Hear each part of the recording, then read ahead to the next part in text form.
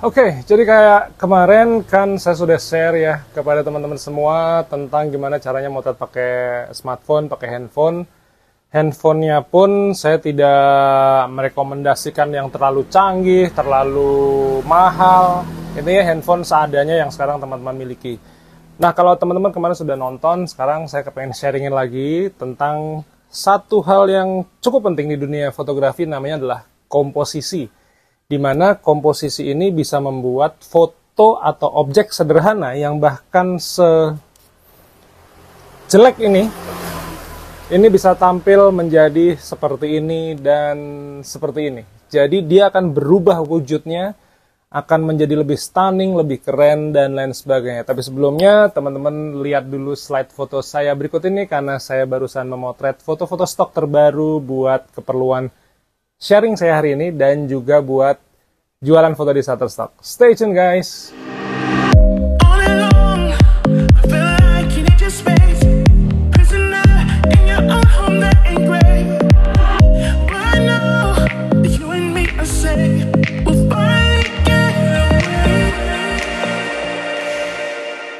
Selamat siang dari kota Jogja teman-teman semua, nama saya Bima Aditya. Terima kasih sekali sudah datang ke channel YouTube saya, dan terima kasih atas pertanyaan-pertanyaan yang luar biasa tentang komposisi. Kemarin bahkan ada yang tanya, Mas kapan saya bisa pakai diafragma 19? Wah, ini udah mulai keren nih. Jadi either teman-teman sudah punya kamera mirrorless atau teman-teman pakai pro setting di dalam pemotretannya pakai smartphone, tapi ini pertanyaan teman-teman sudah makin jos lah, kurang lebih begitu.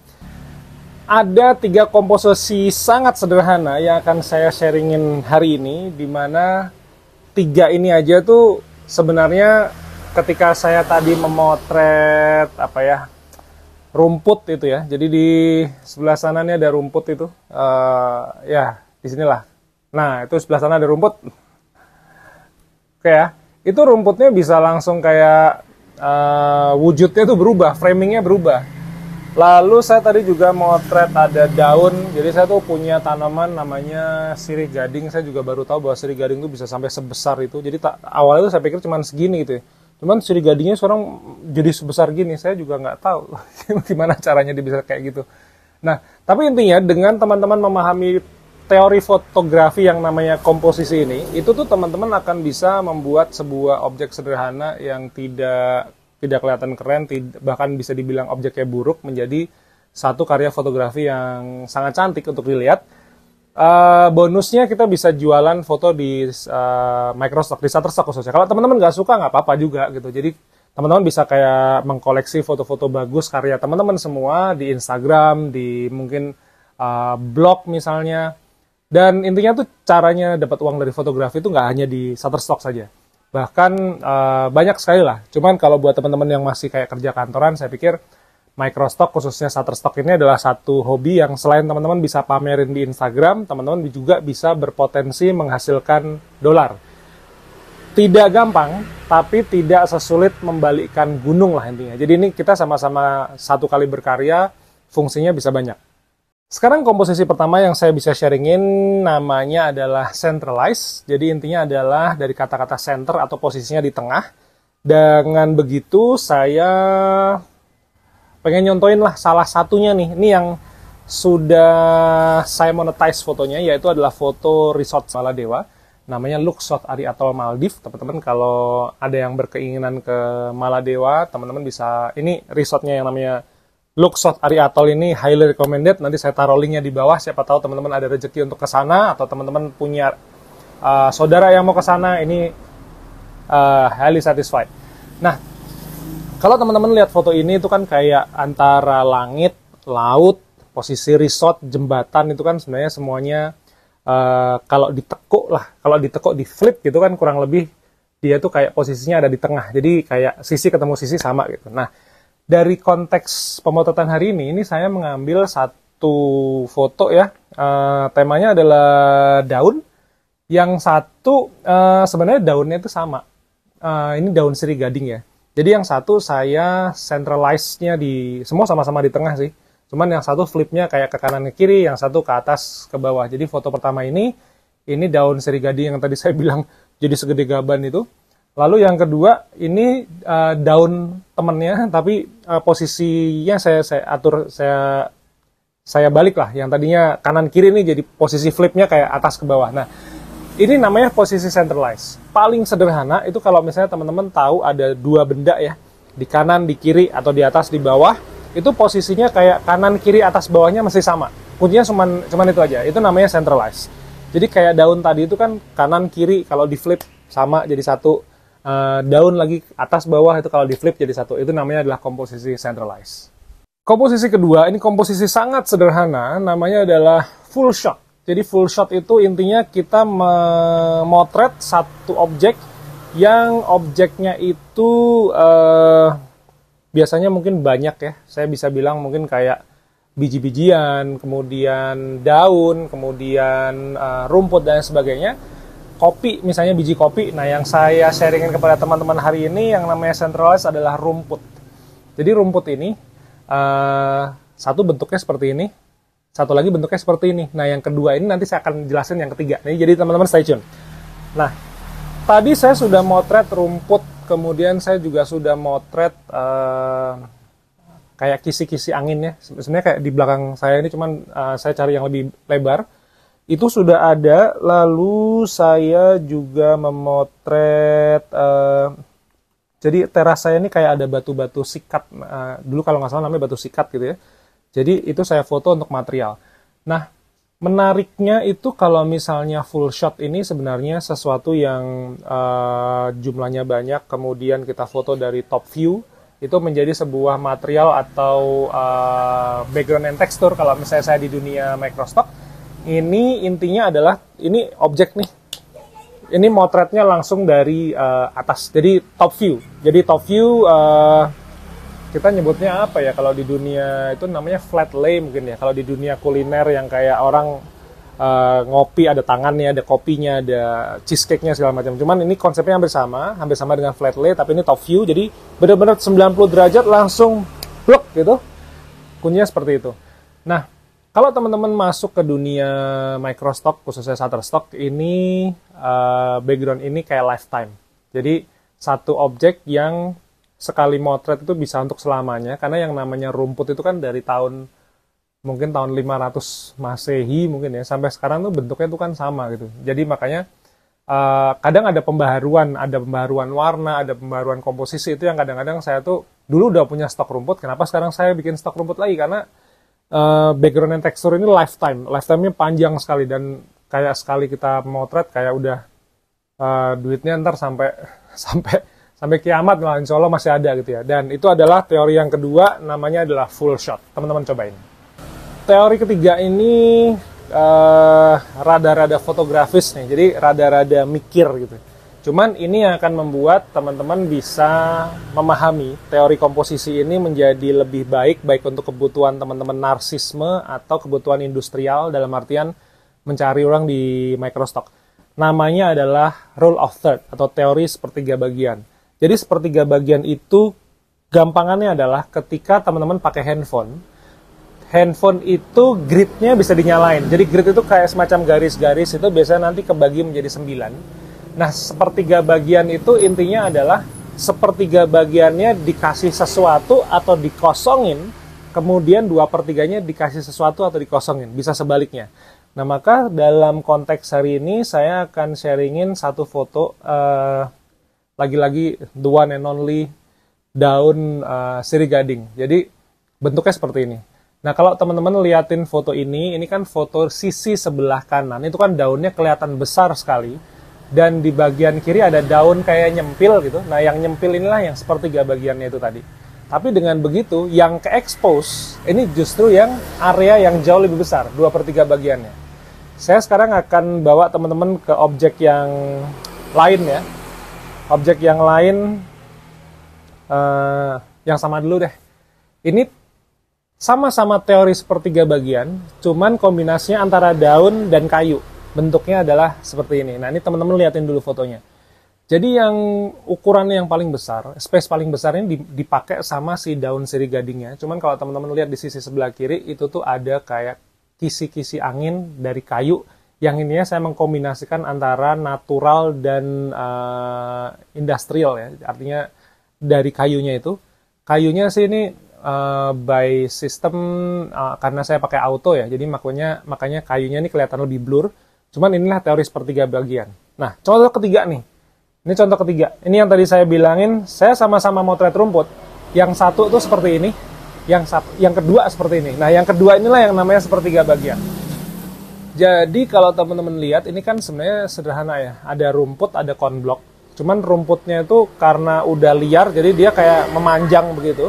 Nah, ini satu komposisi yang menarik. Ketika di sisi sebelah kiri, itu kita kasih rumput ya. Area untuk rumput, tapi hanya kayak sepertiganya saja. Tapi 2/3-nya saya isi dengan rumput yang menjuntai itu sama konbloknya. Ini namanya adalah teori sepertiga bagian.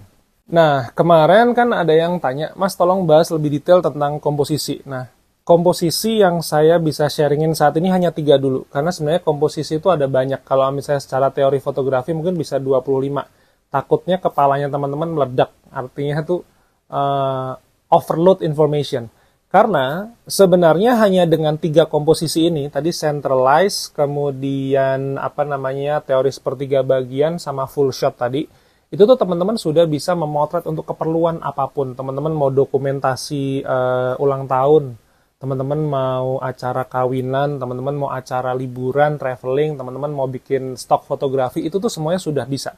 Bahkan 3 teori ini, komposisi sederhana ini bisa langsung dipindahin untuk membuat footage. Jadi dengan 3 komposisi ini, teman-teman udah bisa bikin satu karya yang maknyus banget gitu. Kalau saya bicara di ebook jualan foto dengan Shutterstock dan Shutterstock, memang sih ujung-ujungnya saya sharingin tentang gimana caranya cari duit ya. Cuman di ebook itu saya pun juga membahas teori yang kurang lebih hampir sama. Cuman mungkin ngebahasnya jadi lebih detail karena saya harus nulis ya. Dan langsung saya korelasikan dengan kebutuhan cari uang di Shutterstock. Tapi kalau teman-teman kepengen lebih jago ya, ini memang prakteknya harus banyak. Walaupun teman-teman juga harus baca teorinya dulu. Kayak tadi rule of third itu saya bisa bilang bahwa ini cukup mikir teorinya. Jadi nggak segampang tadi kalau full shot kan, saya motret kacang full shot jadi, saya motret rumput full shot jadi. Cuman ya rule of third ini kayak teman-teman kalau bingung ya, di kameranya itu gridnya dinyalain, itu bagian setting itu bisa disetting lah, kurang lebih begitu. Oke, jadi tadi kita udah belajar tentang dunia komposisi. Mohon maaf teman-teman, saya paksa agak mikir sedikit karena memang memang harus agak mikir nih karena teorinya komposisi. Tapi percaya deh, objek yang buluk ya, objek yang jelek itu kalau dengan komposisi itu teman-teman akan membuat fotonya lebih kurang lebih gitulah.